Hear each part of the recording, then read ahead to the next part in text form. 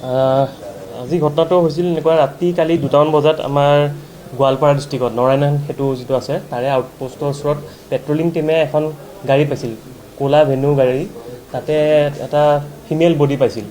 তাৰপিছত তেওঁলোকৰ টিম গ'ল, তাৰে ছিনিয়ৰ অফিচাৰখিনি ভিজিট কৰিলে। ৰাতিপুৱা ভিজিট কৰি অলপ সন্দেহ হ'ল যে এক্সিডেণ্ট যদিও হৈছে কিন্তু তেনেকুৱা গাড়ীখনত বিশেষ ডেমেজ নাই আৰু মানুহজনৰ যিখিনি সাধাৰণতে ইঞ্জুৰি থাকিব লাগে সেইখিনি পোৱা নাছিল। সেই ডাউট হওঁতে তেওঁলোকে খা খবৰ কৰিলে। পিছত তেওঁলোকৰ ঘৰৰ মানুহে সেই ভিডিঅ'টো ফেচবুকত দেখিলে, তেওঁৰ ভায়েকে দেখিলে, যিজন আমাৰ ভিক্টিম আছিল চালেহা বেগম। তেওঁৰ ভায়েকে ফেচবুকত পালে যে এনেকৈ ভায়েকৰ বডিটো তাত আছে। লগে লগে ভায়েকে আমাৰ থানাটো জনালে যে এনেকুৱা এটা ঘটনা হৈছে। তো আমাৰতো ইমিডিয়েটলি আমি গোৱালপাৰা ডিষ্ট্ৰিক্টৰ ছিনিয়ৰ অফিচাৰৰ লগত আলোচনা কৰিলোঁ কি হৈছে ঘটনাখিনি, ইনপুটখিনি ল'লোঁ। ইনপুটছখিনি লৈ পেলাই যেতিয়া গম পালোঁ এনেকুৱা এটা আমাৰে ইয়াৰে ফটাশিলৰ আছিল। তাৰপৰা ৰাতি কালি ঠিক 9:40 মানত যিখিনি তেওঁলোকৰ ৰিলেটিভৰ গম পালোঁ, 9:40 মানত দুজন ব্যক্তিয়ে তেওঁলোকৰ পিছত গম পালোঁ তেওঁ হাজবেণ্ড বুলি কৈছে। হাজবেণ্ডে আৰু লগত এজন ব্যক্তিয়ে অচিনাক্ত ব্যক্তিয়ে আহি পেলাই জোৰদবস্তি লৈ গৈছে গাড়ীত, ভৰাই পেলাই লৈ গৈছে ভেনু গাড়ীত। তাৰপাছত আমি পিঅ'লৈ গ'লোঁ। পিঅ'ত গৈ আমি যিখিনি CCTV ফুটেজ আছিল সেই ফুটেজখিনি আমি চালোঁ। চাই পেলাই লাকিলি আমি পালোঁ যে গাড়ীখন যিজনী ভিক্টিম আছিল তাই যোৱাৰ পিছতে দুজন ব্যক্তি পাৰ হৈ গৈছে। তাৰপিছত হাজবেণ্ডৰ যিখিনি ফটো আছিল সেইখিনিৰ লগত আমি টেলি কৰি পেলাই চিমিলাৰিটি পালোঁ। আমাৰ সন্দেহ হ'ল হাজবেণ্ডে লৈ গৈছে আৰু লগত পিছত গম পালোঁ হাজবেণ্ডৰ লগত তেওঁৰ ভায়েকো আছিল। এই দুজনে মিলি লৈ গ'ল। ঠিক তাৰপিছত আমাৰ তদন্ত আৰম্ভ হ'ল যে কি হ'ব পাৰে নাই হোৱা। আৰু এটা সময়ত আমি টেকনিকেল আমাৰ টীম এটা আমাৰ আছে অলৰেডি, আমাৰ CP ছাৰে নতুনকৈ গঠন কৰিছে টেকনিকেল টীম। সেইখিনি আমাৰ যথেষ্ট সহায় কৰিলে। সহায় কৰি পেলাই আমি গম পালোঁ এৰাউণ্ড আবেলি যে এই ব্যক্তিকেইজন হাজবেণ্ড আৰু তেওঁৰ লগত যিজন আছিল আমাৰ লখৰা ওচৰৰ এখন তাতে আছে। আমি চ'ৰ্চ এংগেজ কৰিলোঁ। চ'ৰ্চ এংগেজ কৰি আমি গম পালোঁ তেওঁলোকে এখন হোটেলত আজি ৰাতিৰ পৰা আছে আজিৰ পৰা। ত' লগে লগে আমাৰ টীম এটা গৈ পেলাই তেওঁলোকক আনিলে। অনাৰ পিছত আমি সোধ-পোছ কৰিলোঁ। এতিয়ালৈকে আমি এইখিনি কথা গম পালোঁ যে যিজন ব্যক্তি আমাৰ ভিক্টিম আছিল, ভিক্টিমৰ চালেহা বেগম, তেখেতৰ হাজবেণ্ডৰ নাম হ'ল খাইৰুল ইছলাম আৰু তেওঁ আৰ্মিত চাকৰি কৰে, চিপাহী হয় অৰুণাচলৰ। আজি প্ৰায় 4 বছৰ আগত তেওঁ বিয়া পাতিছিল চালেহা ভিক্টিমক আৰু তেওঁৰ এইটো দ্বিতীয় বিবাহ আছিল। তেওঁ আগৰ বিবাহৰ পৰাও তেওঁৰ এজন বাচ্ছা আছে, ল'ৰা-ছোৱালী আছে।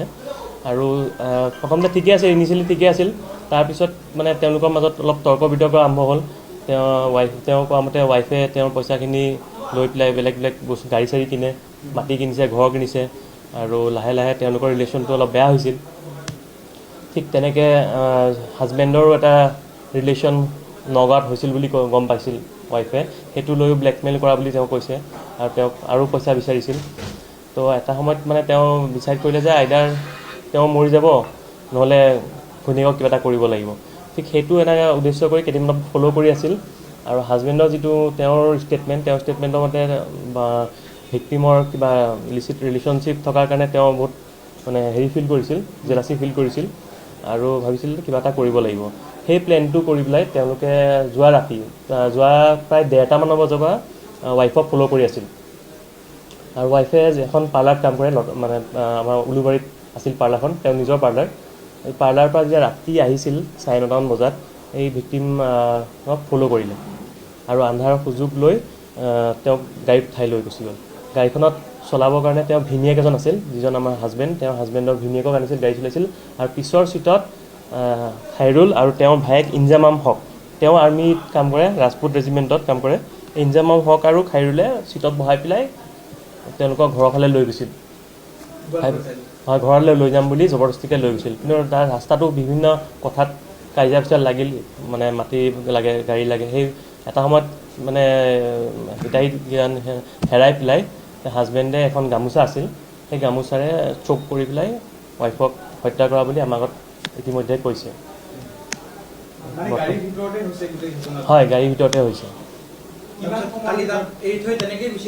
ৰাতি পিছতকৈ তেওঁলোকে প্লেন কৰিলে যে এইটো অলপ এক্সিডেণ্টৰ ৰূপ দিম। এক্সিডেণ্টৰ ৰূপ দিবৰ কাৰণে সেই নাৰায়ণ সেতুৰ যিখিনি অলপ আহতীয়া জেগা আছিল, মানুহ চানুহ নথকা সুযোগ লৈ প্লেচ কৰিলে। তেওঁ যিহেতু অলপ আৰ্মি মানুহ আছিল, অলপ বস্তুখিনি জানেও, ঠিক তেনেকৈ গ্লাছটো অলপ ভাঙা নিচিনা দেখালে। ভাবিছিল সেইটো এটা এক্সিডেণ্ট বুলি মানুহে কনচিডাৰ কৰিব আৰু তেওঁলোকৰ যিটো ক্ৰাইম হৈছে ক্ৰাইমটো ঢাক খাই যাব। ইয়াৰ পৰা তেওঁলোকৰ মটিভটো এয়াই আছিলে, মাৰিবৰ কাৰণে লৈ গৈছিল। হয় হয়, মানে লখৰাৰ পৰা লৈ গৈছিল, মানে লখৰাৰ পৰা আমাৰ দাতালপাৰা, ফটাহিল আমবাৰী দাতালপাৰাৰ পৰা লৈ গৈছিল। চালেহা বেগম ইয়াতে নিজৰ ঘৰত থাকে নে খাইৰুল ইছলামৰ নিজৰ ঘৰ নে কাৰ ঘৰ আছে? ঘৰটো তাইৰ ভনীয়েক আৰু হাজবেণ্ডৰ ভনীয়েক জোৱাইকৰ, তাইৰ ভনীয়েকো থাকিছিল, মানে চালেহা বেগমৰ ভনীয়েকো আছিল আৰু হাজবেণ্ডো মাজে মাজে আহি তাত থাকে বুলি কৈছিল। নাই, এতিয়ালৈকে 4 বছৰত একো হোৱা নাছিল। সেইটোও তেওঁৰ হাজবেণ্ড অলপ আপছেট হৈ আছিল, হোৱাটো বিচাৰিছিল। সেইটো আমাক কৈছে, ভাইকে কৈছে, ষ্টেটমেণ্ট কৈছে যেনেকৈ তেওঁ গাড়ীখন যিখন আছিল মাটি সেইখিনি হাজবেণ্ডৰ নামত কৰি দিব লাগে বুলি মানসিকভাৱে এটা প্ৰেছাৰ দি আছিল। গতিকে সেইখিনিও আমাৰ তেওঁৰ যিটো মটিভ, সেই মটিভত আহি যাব। আৰু ভেনুখন ৱাইফে হাজবেণ্ডৰ বুলি কৈছে, তাই সেইখনো লৈ আহিছে বুলি কৈছে। গোৱালপাৰাত যেতিয়া আমি বডিটো পালে গাড়ীত বহি থকা, সেই ফেচবুকত ভায়েকে দেখিলে, তেতিয়া তেওঁলোকে আমাক জনালে যে এনেকুৱা এটা ঘটনা হৈছে এইটো, আৰু তেওঁলোকে ইমিডিয়েটলি কিবা তালৈ গুচি গ'ল। আৰু আমাৰ টীম গৈ আমি পিঅ'ত গৈ পেলাই যেতিয়া ছাৰ্চ কৰিছিলোঁ, তেতিয়া এটা গলিৰ ভিতৰত কিছুমান হাতমোজা পাইছিলোঁ, হাতমোজা, অডোমছ, ভলিনী আৰু টেপ পাইছিলোঁ। তাৰ পৰা আমি আইডিয়া কৰিছিলোঁ যে ইয়াত বহুত সময় খাপ দি আছিল, আনকি মহে কামোৰে বুলি অডোমছো ইউজ কৰিছে, আৰু সেইটো এটা প্লেনিঙত আহিছিল তেওঁলোক, প্ৰপাৰ প্লেনিং। ইয়াৰ পৰা নিজৰ যিজন ভায়েক আছে ইনজামাম আৰু লাগত আৰু এজন ইয়াৰ পৰাই লৈ গৈছিল নে তেওঁলোক তাত ৰৈ আছিল? তেওঁলোক তাতে ৰৈ আছিল। অকল খাইৰুলে নিজৰ পত্নীক ইয়াৰ পৰা তেওঁ নিজে লৈ গৈছিল? নাই নাই, তেওঁলোক 3জনে মিলি লৈ গৈছে। গাড়ীত তেওঁ ভিনীয়েকে চলাইছে আৰু পিছৰ চিটত খাইৰুল আৰু ইনজামাম তেওঁৰ ভায়েক ধৰি পেলাই লৈ গৈছিল। কৰিছিল, চিঞৰ বাখৰ কৰিছিল, ওচৰ মানুহ আহিছিল।